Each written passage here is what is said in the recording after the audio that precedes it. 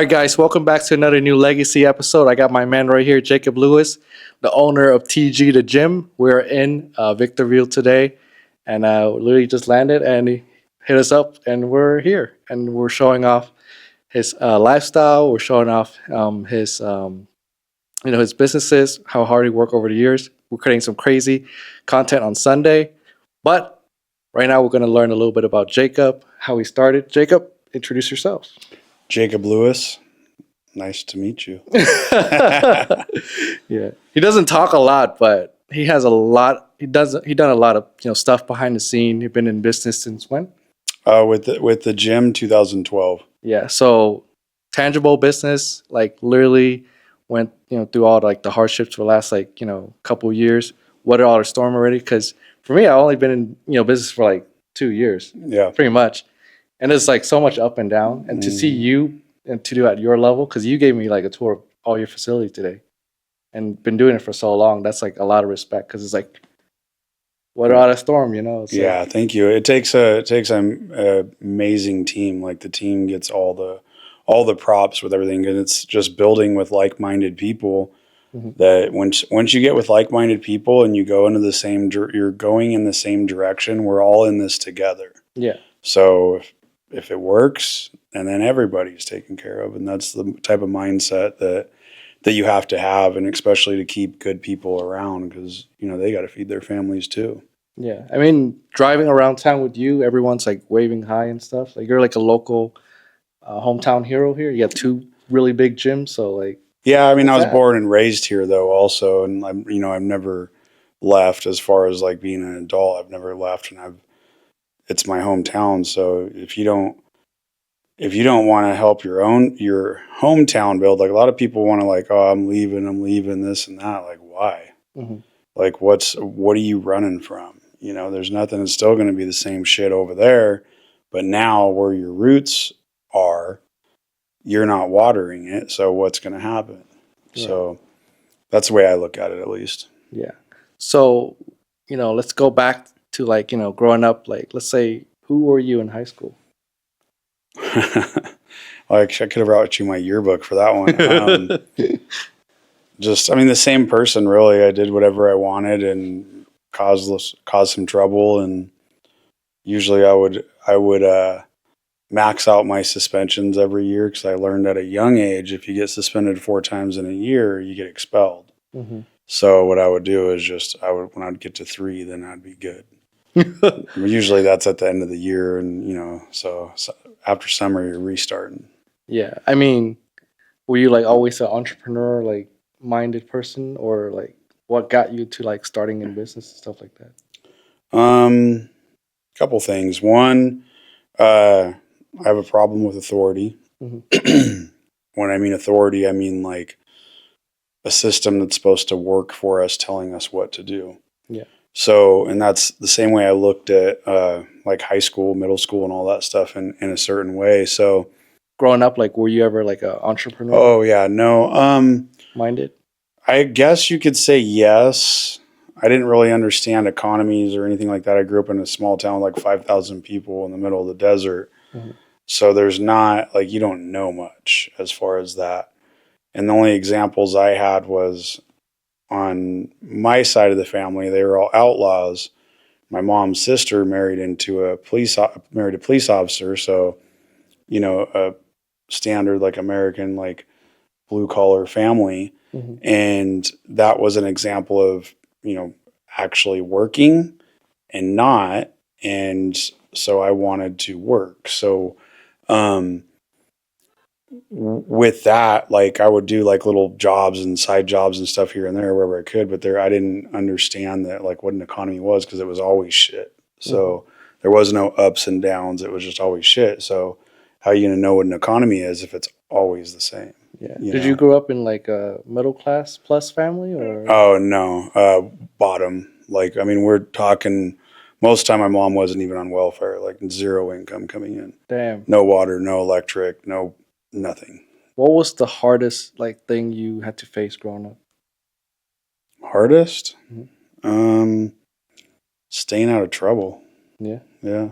Like, and I don't mean it like in a way of like, oh, go rob somebody or something like that. It's like the system is designed to, I mean, in my opinion, especially hold down masculinity and get people to where they're numb and not get involved. It's none of your business. But like, you see somebody getting beat up or something, and what, it's not your business. You're not going to step in. What if that person gets killed by not stopping it? So Yeah. that was the hardest thing, staying out of trouble. So you're like, the type of people that would step out of your way to help other person. Oh, for sure. Yeah. Yeah. I mean, we don't have a lot of those in No, Denver right now. it's been beat out of us, and you see it like that dude on the train he was a military dude that intervened with some dude that was like punching old ladies and doing all kinds of stuff. Mm-hmm. And they went to the ground, and the dude, the agitator, ended up dying. Well, the system arrested that dude. He should have got like some type of honor award or something, like from that city. And everything's sideways, everything's backwards. Wow. So did you go to college or No? No? Straight into business? Yeah. Any odd job in between? Or? Yeah, I got out of high school. I started a landscaping company with my uncle. Mm-hmm. And then I got, a couple of side jobs like 99-cent stores, stuff like that. And then I used to work, there's a glass factory that's abandoned right over here. I used to work there. And then I hated it. I hated like, being on somebody else's time and not able to do what I want to do. Right. Mm-hmm. So I told myself when I saved up $100,000, I was going to quit. And I was also, getting my real estate license and all that type of stuff, and did that. Made great money in my early 20s. Lost everything in 2008. Mm-hmm. Got in a major accident in 2007. I've been airlifted 3 times. And then 2007 was my second one. And that put me down and out of work. By the time I was able to go back to the office, I was in mortgage lending. 2008, the banks were closing. Yeah, that was, I mean, my family lost everything during Yeah. that. They never recovered, but yeah. I mean, for you to, did you work any other job until you opened the gym? Or? So once that happened, I realized that like big ticket commission items wasn't all that cool. Mm-hmm. And that the next business that I get into is going to have a residual income component built into it. Yeah. So I started a marketing company just doing SEO, search engine optimization back then, because I was doing it for myself in the office, and started a company. I got a bunch of accounts. I was doing pretty good with it, and then the opportunity for the gym came, and I was looking at a gym. Coincidentally, my now partner was looking at like a year prior, but he was telling my now partner like 1.2 million, and I had him at 500,000. Mm-hmm. And my partner used to work at a 24 up here as a fitness manager, and we became friends. And then we started talking one day, and I told him about that. He's like, really? He's like, would you want to go in on it? I was looking on it last year, but he wanted 1.2. I said, yeah, well, I mean, I was not broke at the time, but I wasn't like, I didn't have a lot of cash because I was, weeding through everything. Mm-hmm. And so we ended up putting it together. Somebody gave us about a $3 million loan, and we were able to pick up the center that the gym's in there, and then build a brand new gym. And we went all in on it, and all of everything that we had outside of it and everything else. And here it is today. What was the hardest moment in the face of building that gym? Building the gym? Building stuff isn't really, I mean, you deal with the city and all the dumb shit that they do that, DEI is a hot subject right now, but it's like that's very evident in our cities, in any government, city, state positions. You can really see that just the lack of skill most of these people have. Yeah. Or it's intentionally there to put speed bumps in your way, which I believe too. Mm-hmm. But dealing with the cities and stuff like that, usually there's always some drama. But honestly, it was just like the hardest thing would probably be like, this is like everything everything. So like you're very anxious because you're sitting here building, and you took in all this money, and you're not bringing any money in per se.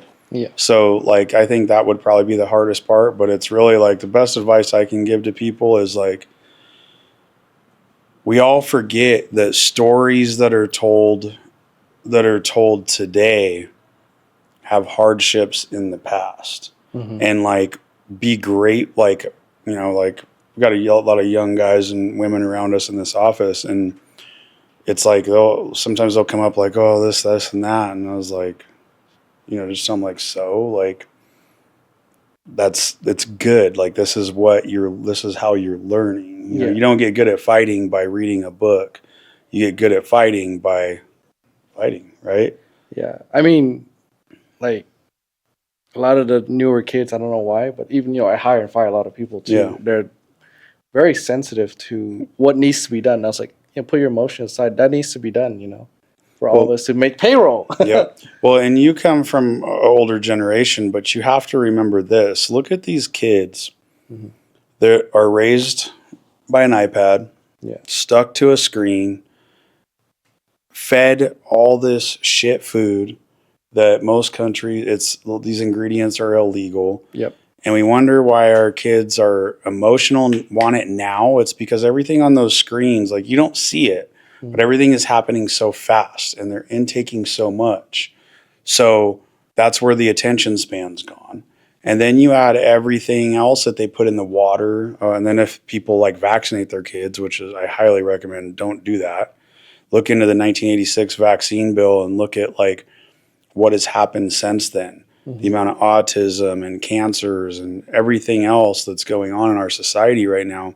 You can point all of it back at the food, the water, the food, the air, and what you put in your body. All of it's all cause and effect. So that's why you see, like what you're saying, with this younger generation, like you put yourself in their shoes, how you remember it, and you got shit done. You were anxious to get it done. Like that's not so common anymore because of all that stuff. Yeah. And you can point the finger right back. I mean, you want to find the problem, start at the top and work your way down.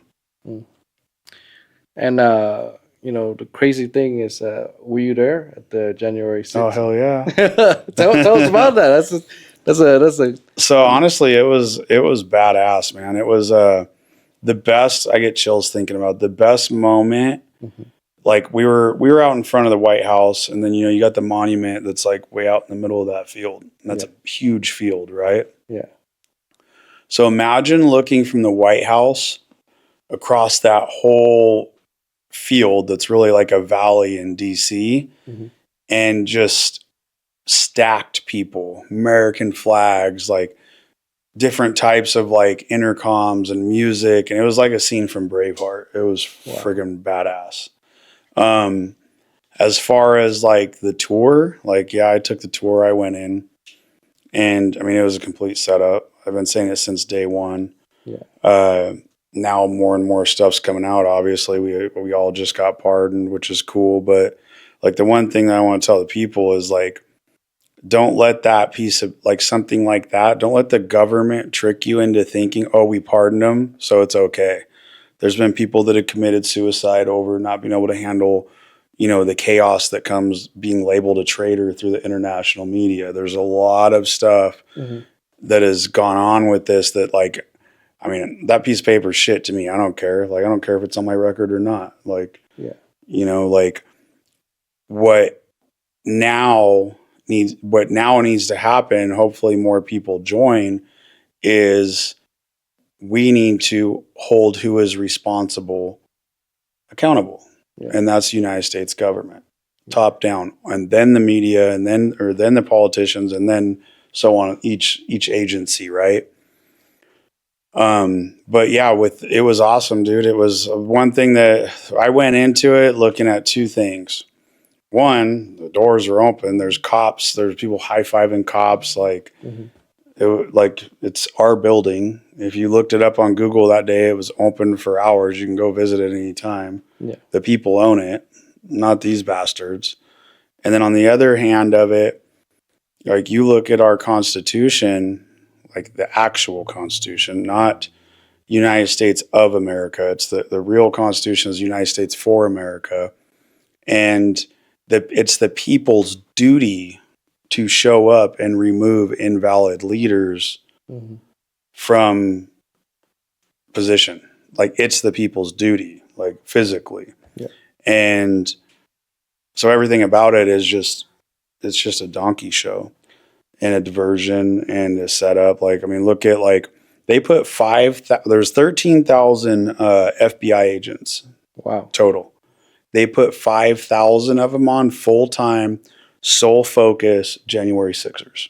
Damn. I had people they had followed me to Cancun when I was going to weddings. They followed me to Vegas, Havasu, like times that I would get arrested for like helping somebody and then get dropped later on, but they wanted it on record for the case. It's insane. Yeah. It's I mean, insane. for you to stand up for yourself, it's like you got to stand up to the system too. And Oh, you have to. Yeah. I know, like, I remember, like, during COVID, like, you were everywhere on the Yeah. news. Mhm. And, like, how do you handle all that stress? Like, Honestly, like at that time, the only thing that I could say is like God was just pushing me because like it was all out war, Mhm. and and again, because when they activate the media, especially at those times, you got to think of like the temperament of society and how wound up they were. They're locked in their houses. They're being told they can't see their families. Like they're being told they can't go to work. They're being told their kids can't go to school. They're being told that you can't go outside. Like, Mhm. it worked very well what they did, but with being the first one to come out and, hold the middle finger to the system, it's crazy, man. We've had gyms Maltese cocktailed. Wow. I'd walk in somewhere and somebody would start shit, get in a fight. Like, you have to defend yourself. Like, Yeah. it was just utter chaos all the time. Like, no, I mean, that was freaking crazy. And you were like, you know what? This is mental health space. This is, Yeah. like, he Yeah, I stood was the up for first one. he stood up for the city. I didn't even realize it. What made me realize it was because we shut down for a little bit in the beginning and we took the time to build because our gyms are 24 hours. So we took that time, kept everybody on staff and dialed the place in. Wow. And then opened back up. And that's what I said. It was like, there's for two reasons. It's mental health and it's freedom. Like that's all it is at the end of the day. And we have to, like, society has been so abused by the government through media and our tax dollars working against us that they think that daddy government knows best. Mm. And we have to remember those motherfuckers work for us. Yeah. We the people are the ones that pay for them to even be there. Like, and that's where we're sideways right now. Like, same thing with parents and kids in school. And like, you have to talk to your kids every day because you don't know what these people are doing to your kid, what they're telling them, or anything else. Yeah. So people got to wake up, man. We got to start from the bottom up. Like, that's the only thing. It's the only thing that the only way this is going to fix or that's going to get fixed is a bottom up movement, because all of our problems come from the top. And how do you build a house or how do you build this building? You start from the bottom, not the top. I've seen your content. I've seen you on the news before, and I've seen some of your, other like enemies putting your content out. And I know you, for like a year plus. Yeah. And everywhere we go, everyone loves you. All the people and employees here, it's like they respect you. Like, you're super cool in person, but they paint you as this monster on the media and all like the normal media shit. Like, Yeah. like, well, how do you feel about that, man? I think it's funny. Yeah. Like, because I get it all the time. Like, people coming up, like, I get, say that, like, we have an African American friend and he works at the gym or something, and he's like, people from like his culture will be like, why do you work with that guy? He's a racist, this, that. Mm-hmm. And like the obviously he knows who I am. So then they like that person at that time ends up going to war for me, per se, right? Because it's like they believe this, but then there's reality over here, and it's kind of like the online world. There's so many people these days that like are living through their phone, and it's nothing like that in real life. Like it's the same thing. The media is bullshit. 96% of our media is owned by 6 corporations, and they're all Zionist Jews. Oh, wow. And if you look into Zionism and you look into the Talmud is a cross between Judaism and Satanism. Like I'm talking about pedophilia, all this stuff. And all Zionists go off the Talmud. So you want to dig deep into that stuff? Why do you think, like, we have a good cop and a bad cop on everything? We got Republican, Democrat, we got, Fox News, CNN, like all that mainstream is all bullshit. 99%. They would take, and this is just something like that, everybody always knows, oh, the media is bullshit. But until you go through the international media multiple times, you will never really you'll never have their number.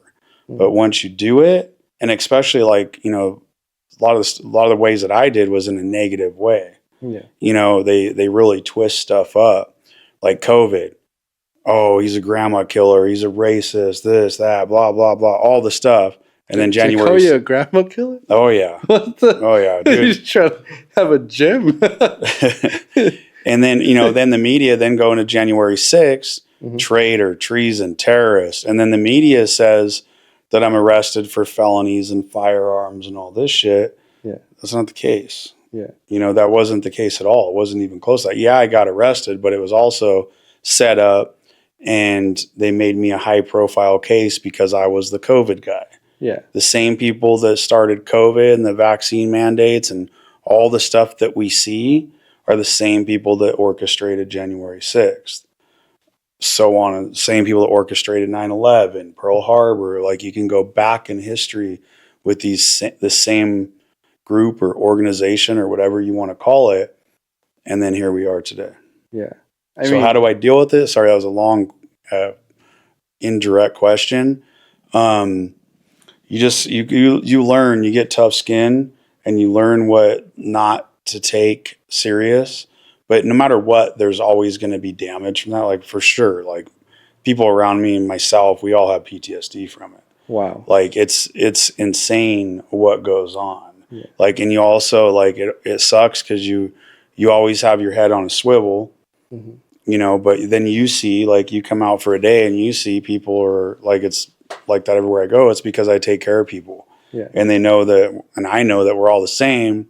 And if we just work together and take care of each other and lead by example, everybody time after time after time, all of a sudden we're knocking on their doors and they can't use the media to create some bullshit and turn American citizens on American citizens and so on and so forth. But how that was like God's grace.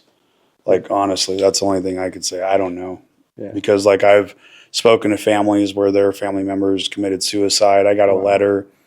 I got a unanimous letter that was like from a family member of somebody that killed themselves. And like, it's, people don't understand. You have to remember the international media labeling certain American citizens, terrorists, traitors, all that stuff. What if tomorrow, if you woke up and all the news channels were playing that you're a terrorist? That's crazy. What do you think would go on in your day to day and with your family, your dogs? They really attack your family. Yeah. They go closest around you, especially if they know that you're strong, because you can't control that, right? I had a conversation with a gentleman on a plane when we came back from Florida a couple months ago. He's a vet. He's probably in his 70s. He had one of his legs missing. We built a relationship. We talked the whole 3-hour plane flight. Come to find out, he worked for a big corporation, and they would buy, sell, country to country, all this stuff. And somehow this big corporation, like $26 in parts, ended up on like an Iranian like tank or something like that. right? Yeah.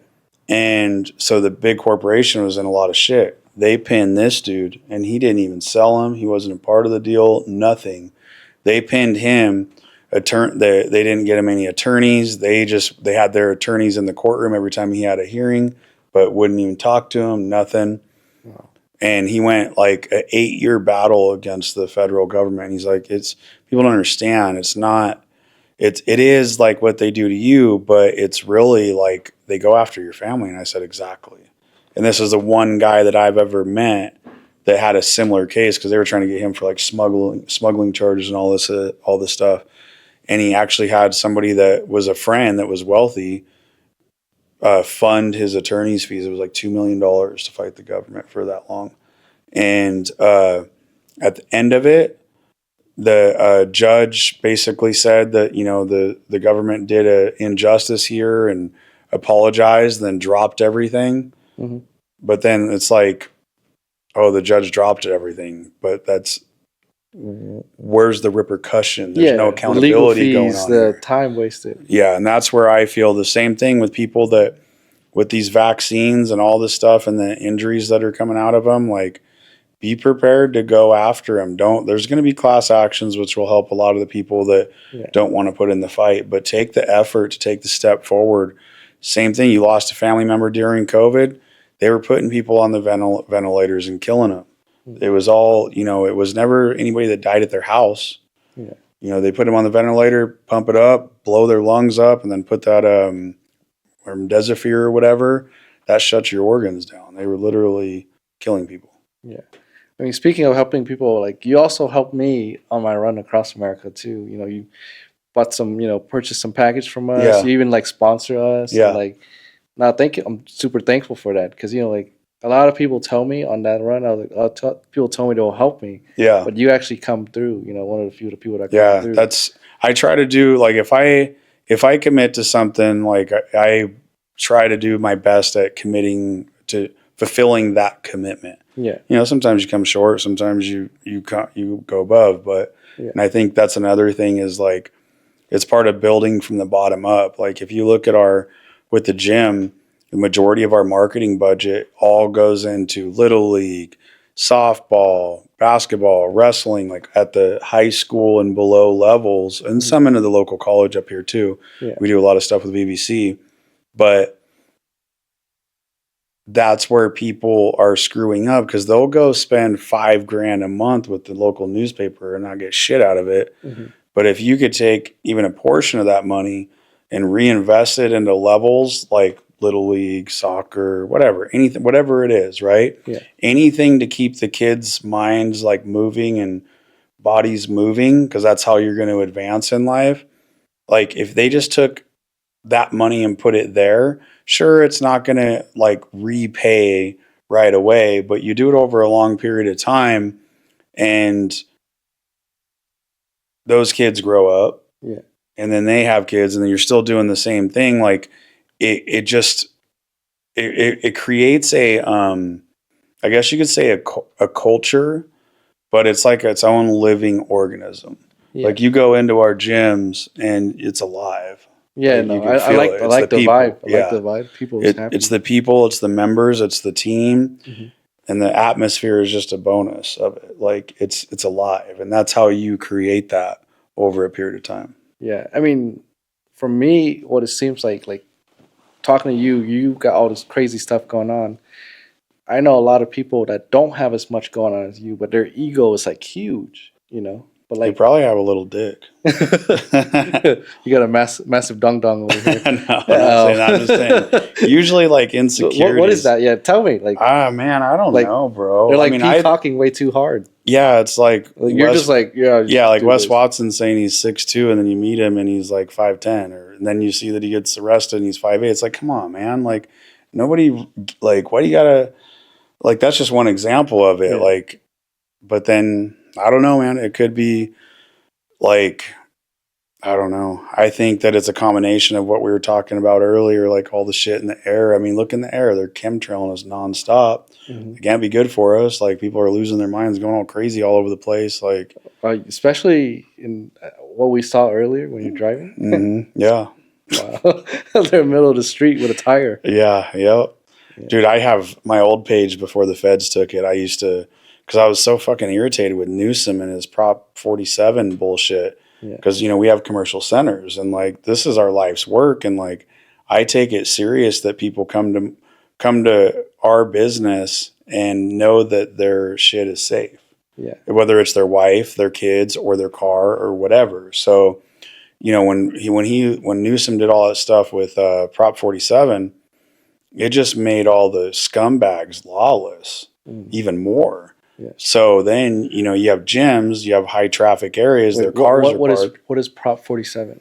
So it was a combination. Like you'd have to look it up. It's been a while since I remembered it, but it lowered or it put it to where you could steal anything like basically like $999 or something. Mm-hmm. And it's not a felony. They like don't even arrest them. They just ticket them. Was that intentional or? Oh, for sure, bro. You make the lawless more lawless, and you make it so that a little old lady and her grandson don't feel safe to go out, and they just get in their house and they're scared. Mm-hmm. Multiply that across the whole state, and then look at what it did. Like, you got we have the biggest homeless problem in the world, and these people, they're 99% of them do not want help. Mm-hmm. And they're getting so much money from the state. Why would you want to go like better yourself and get a job and get cleaned up when you could just get paid and suck down a bunch of drugs? Mm-hmm. Like with all the incentives in California, it makes you kind of lazy too. Oh, that's the whole point of it, bro. Yeah. They want, if you're numb and you're dumb and you're relying on the system, you're easy to control. Now, if you're up and you're alert and you're strong and you're doing your own thing, you're a threat to the system. Yeah. So the question for everybody is, do you want to be a threat to the system or do you want to be compliant to the system? Yeah. I mean, I think that's kind of like the motto behind your gym too. You want to like, take back, I guess like the people that want to do something. You want to, can you expand on that? Well, imagine this, like with a gym, right? Like a big gym in a specific community, right? Yeah. If that gym's not there, if there's no gym there, how many people are going to have access to working out? So that area is now going to be a little bit weaker because it makes your mind stronger. It's a way to get away. It's a vacation away from your home for a couple hours or whatever. So now, okay, put a pussy gym there, like a Planet Fitness or a 24 or something like that. It's going to get it'll be a little bit better. But now you take and you put one of our gyms there with our models and the way that we run them. And like, it's literally self-contained. It's ran by the people. Mm-hmm. We put that there and now take a 15-year-old and put a 15-year-old in our gym for 3 months and then put one in Planet Fitness right next door for 3 months. Or right here in Victorville, we have a big corporate gym literally side by side with us. Put it in that in shape for 3 months.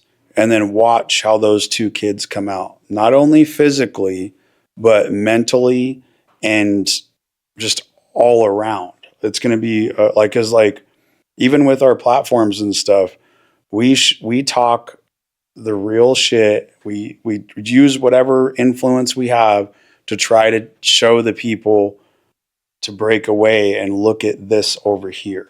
Like, don't just take what they're feeding us for information. Question everything, look over here type of deal. Do you ever feel like you're fighting a battle that you're not able to win? Because, it's like you're trying to help people empower themselves. Yeah. You're trying to help, take people from being helpless to do something with their life. You're doing it through a gym model. You're doing it through an insurance company model. But do you ever feel like you're fighting a battle by yourself? No, no, because you could fight it by yourself all you want, I guess you could say.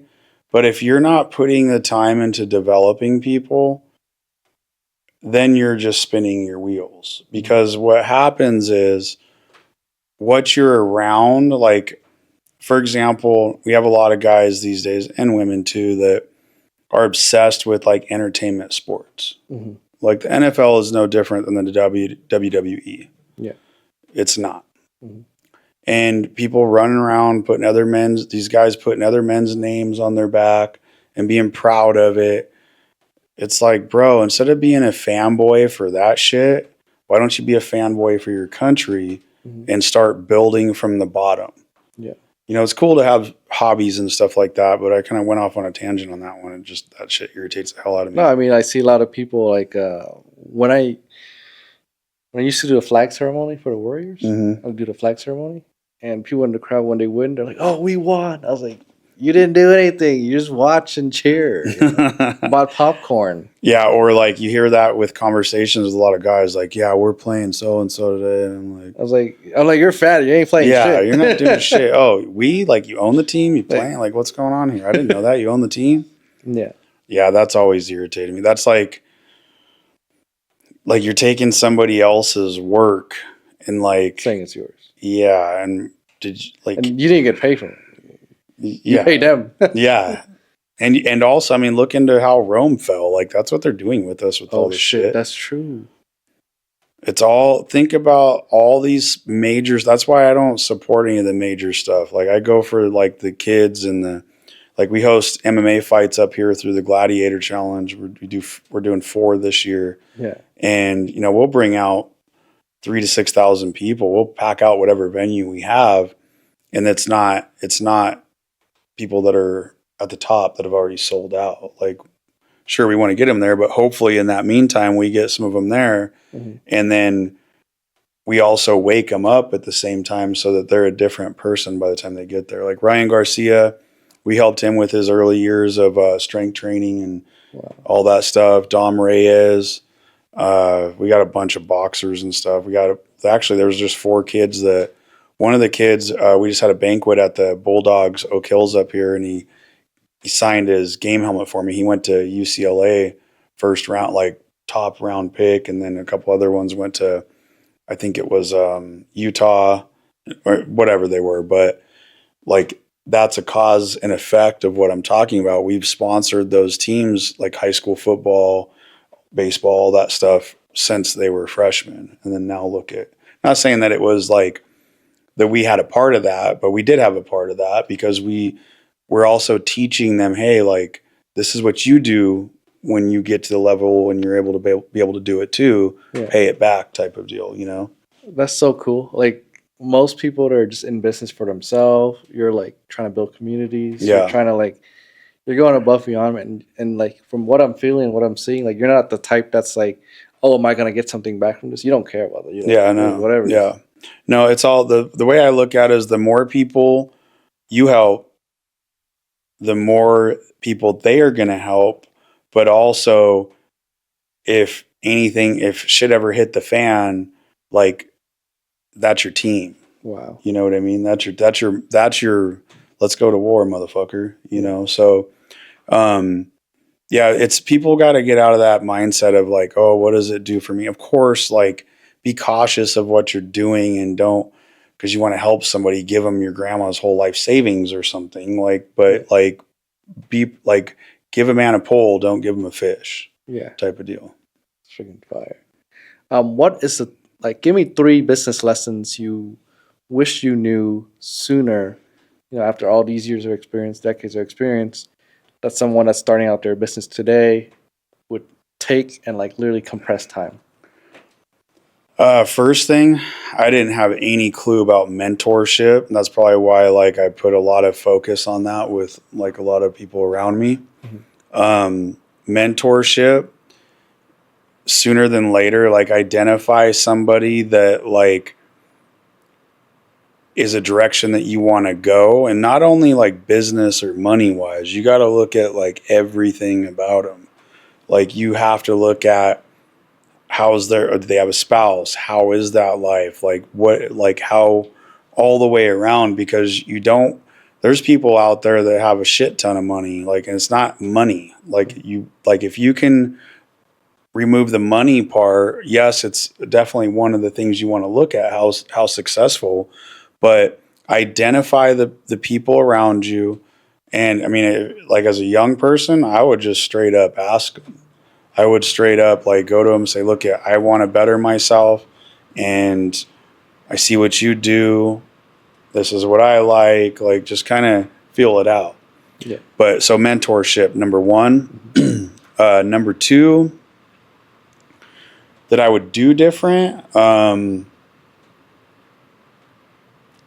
In the early years, spend less money, like on stupid shit. Like, Yeah. I don't mean stupid shit. Like, there's like, you have to look at everything. Like, what type of business are you in? Maybe like having a nice vehicle, like, is smart and it's a marketing tool for your business, right?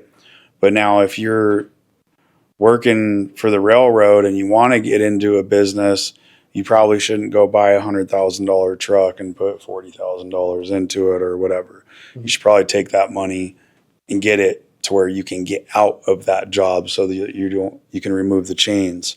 Number three, I mean, there's always mistakes and there's always like, you can't just hire somebody because they're your friend. You can't think that somebody that you think like cares about you will treat your business the same way. Yeah. So you got to be very cautious with that. But the main thing is just fucking get out there and start doing. Everybody's afraid to fail. So afraid to fail, they never fail, so they never go anywhere. You have to, like, it's like riding a bike. You're gonna fucking fall off. Yeah. Like the sooner you get to that, okay, won't do that again. It's all part of the ride. Yeah. All right. Well, welcome back to the second part of this podcast. So we're asking, a lot more questions right now to wrap up the series, and tell us a little bit more about your business offers with the gym and American Freedom. Okay, so I'll start with the gym. What our big push now is, like we were talking about earlier, is to take back the industry. And we believe that if we take back an area over any gym that's controlled by corporate bankers, then that area is going to be stronger. So when you take the community and they go to their jobs or the workforce or teachers or whatever, and they're stronger individuals, they are going to be pushing a stronger message to the youth, right? So with that, what we're doing is we're not doing franchising. There's too much federal involvement, which the government sucks. Definitely don't want them. You won't want them in your business, and I don't want them in mine. So we're licensing our brand. And with that, you get our name, our system, our coaching, our help designing, negotiating, real estate between if it's purchase or lease, whatever. And then our resources, which save upwards of 60% costs on equipment and a bunch of other stuff. So we basically pass on our savings and our system and everything that works. Like if you look at the gyms right now, you're seeing a lot of corporate gyms fail. Yeah. I called this like 8 years ago. I was like, I saw how everybody was going, negative towards military and law enforcement and everything else. And I kept the throttle down on that. And because it's what I believe and it's the right thing to do. And all these other ones that are doing all this DEI and hanging tranny flags and doing all this stuff, watch where they end up. Mm-hmm. And so the gym as a whole, I mean, I really don't know how nobody had it trademarked before us. But we did it, and like it's a game changer just having the brand alone, let alone our system. And then, especially more so over the past 5 years, our brand has really gained a lot of traction because it's been international headlines time after time. And all of that stuff, which in the beginning was told was bad, now is coming out that we're on the right side of history. So wow. With that, you get all that, you get one-on-one with me and my partners. And, our brand goes back to the roots of like bodybuilding with George Jackson. He was a CFO of Gold's Gym International when Pete Grimkowski owned it. He's behind the scenes on a lot of our stuff. So we're true fitness. We're no pussification, no bullshit. Like we have we create cultures of people that want to get better and want to grow. It doesn't matter what you look like, doesn't matter what shape you're in. You will be around a bunch of badass mindsets that'll push you like further when you come to our establishment. So with that, we want to move fast and we want to take over as many areas as we can, meaning give our opportunity to somebody else and put them on fast forward, put the gas pedal down, because they won't be making the mistakes that we made in the beginning. Mm-hmm. And the numbers don't lie with our gyms, and it simplifies everything. It makes everybody's lives better. And it's an amazing business to be in because you see the change that it does in your communities. And it's not like you're opening a liquor store or something like that. And it's one of the only businesses out there where it's not a consumption base. Like, we're not like, besides some supplements and some shirts and stuff like that, like our main business is people coming to work out. Mm-hmm. What are they consuming? They're not consuming a product per se, right? So the possibilities of growth is just endless. And as long as you do the right thing by the people, there's no way that you can fail with our model. There's no way. I mean, you're giving them like 60% off on. Yeah, the fastest way the best way to take back is to move fast and say that we could do the Gold's Gym model, which is like 8% of gross revenue and 2.5% for marketing. So you're over 10% of your gross revenue for really some dorks that have never ran a business working for corporate telling you what to do. Mm-hmm. Like with ours, you get people that have really done it, that are in the industry and are deeply tied in. So it's like we are the private side of being able to open a gym on a big level, though. Wow. Tell us about American Freedom. So American Freedom, hence the name, when COVID first popped off and, the death threats and everything else were coming in, Kathy and I looked at each other one day and we're like, we need to get some life insurance just in case one of these fuckers actually does something, right? Mm-hmm. So it led us into the financial services business. We learned basically what they're intentionally not teaching us in schools, especially about money and how to manage it and how to make it make money and how to protect families' legacies and all that stuff. And it just irritated the hell out of us. So we ended up getting into the business, and that was 2020, I believe, is when we got into the business. Yeah. And then this is Kathy's office here. I haven't seen a nicer office in the high desert. I think it's in the nicest building. If you're afraid to invest into your business, like, you're not going to go far. Yeah. Everything you have to, if you have the opportunity, you have to take it. Yeah. You have to take it. Not, what if this, or $5,000 a month is a lot of money, or, whatever it is, you have to take it, because then where are you going to be anyways?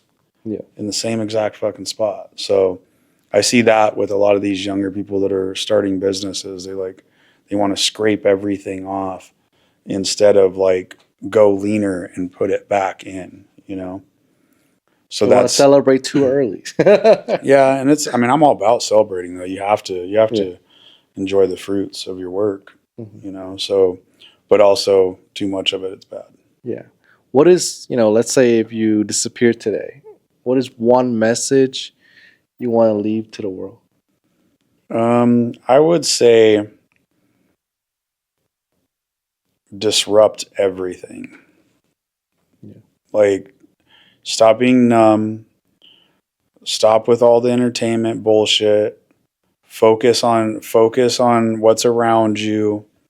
And just remember the government fucking sucks. So do anything you can to change it, resist it, or anything in between. Yeah. I think that's probably the simplest, easiest way to put it. Yeah. Yeah, I mean, like a lot of a lot of like people that see you. Yeah. You have a beautiful wife. You Yeah. have the cars. You have the business. You got the lifestyle. You got your community supporting you, and the community also opposing you. Yeah. A lot going on. Like, is there a time you have for yourself where you like have a sanity check or anything like that? Um, so growing up, I like in the last like 3 or 4 outside of the capital and COVID and all that, like adrenaline rush. Mm-hmm. Growing up, I realized that like if I didn't have like some type of adrenaline rush every like 45 days, Mm-hmm.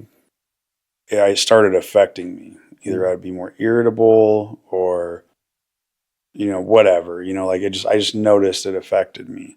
Yeah. So, and I got away from that over the last couple of years, but recently I just picked up a motorcycle. So now I make sure to like usually every other day or maybe even if I can every day go out for like an hour and just ride and do that type of stuff. But because I grew up like doing motocross my whole life, or Yeah. dirt bikes, maybe not motocross, but dirt bikes, riding dirt bikes. Yeah. Grew up in the desert, so that's like my jam, anyways. But like I said, I've been airlifted 3 times, so I got to tone myself down a little bit. Yeah. No, I mean, I feel like as a man, like, the masculine type of man you Yeah. are, like, there needs to be like some type of release Oh yeah. of the animosity every month or something like that. Yep, for sure. Yeah. All right. So we're gonna close out the podcast. How can people find you? So you can go to the-gym.com. That's like a minus sign. You can go to TG the Gym on Instagram, or my page, not underscore JDL333. Funny story about that. I'll tell you this one real quick. Mm-hmm. So my page used to be JDL333, my initials, and the feds took it, and I was told I couldn't like communicate on networks like that. Mm-hmm. So I went and started not JDL333, and I put a disguise face on it. Then just went on with the ways. Like I didn't really like leverage it like the old one, but started working on it over a period of time. And I go to my sentencing, and which now fast forward to today, all the DAs have been fired that were working on the January 6 cases. Wow. And the judges are all under investigation too. So, but anyways, at this time, they're sentencing me. It's the worst day in American history, and I got an Obama-appointed judge that literally just let Sussman off for setting up the Russian hoax, which is treason, throwing the book at me. So the DA comes out and she's like, Your Honor, Mr. Lewis does not show any remorse and blah, blah, blah, blah, blah, and like just trying to ram it in a little bit harder to get stiffer sentencing on me. Yeah. And the judge actually at that point, he's like, well, you're saying that, but he's not on social media. He's not, doing podcasts and not doing all this stuff. And I was like, at that moment, like I kind of got a smirk. Kathy saw me too, like kind of like trying to hold down a smile, because I was like, holy shit, these dumb motherfuckers, the not JDL really worked. So yeah, that's the funny story behind that. Yeah, I mean, like, you're out here just spreading good messages and like supporting the community. Like, I feel like at heart, regardless if you align with like everybody's views or not, like you're good with your views, so you don't care. Yeah, absolutely. Yeah, nobody's gonna change my mind. Like, Yeah. if you're, like I said, if you're about like helping people or the people, Mm-hmm. it works the same for you, right? Yeah. So how bad, like the whole time when I was going through all the shit, I was like, yeah, it sucks, but you're still not gonna tell me that I was in the wrong. Yeah. You know what I mean? It's not changing my mind. Like, Yeah. keep throwing it at me, do whatever, but it's not gonna change my mind, because when you're doing what's right, you're not in the wrong. Yeah.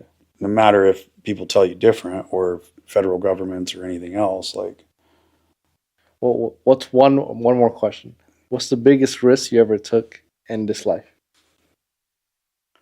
I would say, I mean, looking at it from like even like my partner when we were starting, because we had a big gym literally come in and buy the building next to us, and we started building at the same time. If you look next to Victorville, it's still there. It's called InShape. Mm-hmm.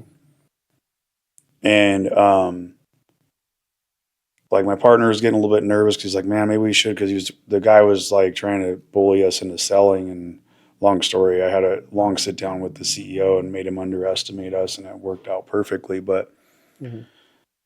I would say just like, you're putting your name, you're signing a contract for a loan of private money, for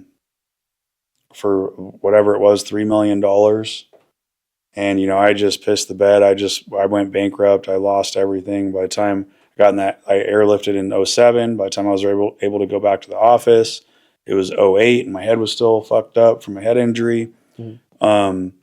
The biggest thing, but long story short, I already lost everything, right? Mhm. So then here I am, like, let's go, Damn. so it's like,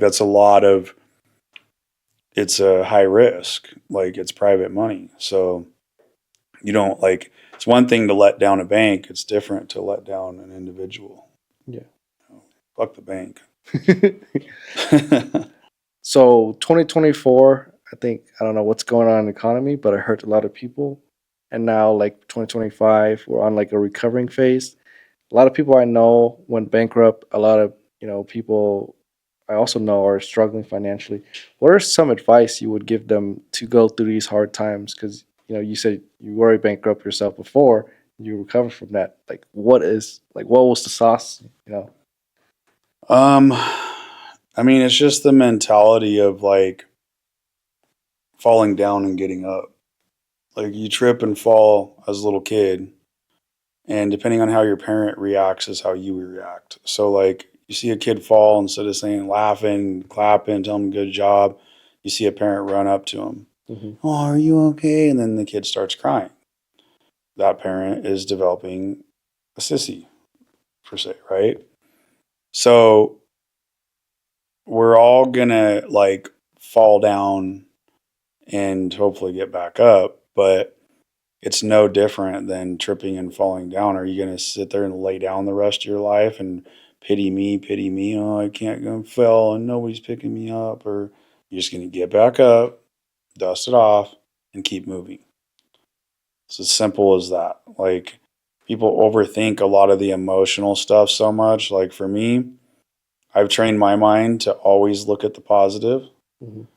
and like I don't have any regrets. Like, yeah, sure, like I have stuff like, oh fuck, if I would have done this, this would have turned into this or whatever, but like I don't have any regrets. Wow. So, and that's another thing, is like you have to take, like, get in the hot water, get in the cold water, whatever, and figure out where you failed and how to learn from it. Like I said, when I went bankrupt, or when I was, losing everything in '08, the first thing I told myself is, all right, next business, residual income. What, the Mm, gym membership? yeah, that's the Residual. secret sauce. That's secret Recurring sauce. revenue. Yep. Recurring revenue. I mean, look at Ace. Like, that fucker has, holy shit. Like, he just pisses money, literally.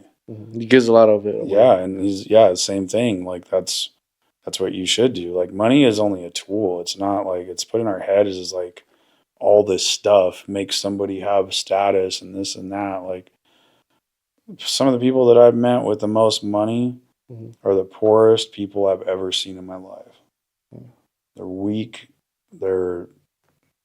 It's just not all, but I'm just saying some. Money doesn't mean shit. Yeah.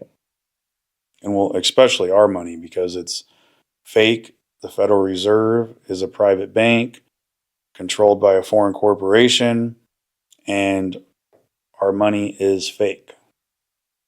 So, like, and we're going to see that we're going to have a currency change in the coming future, maybe sooner than later. I don't know, but we're going to really learn. They're going to teach people how fake it really is.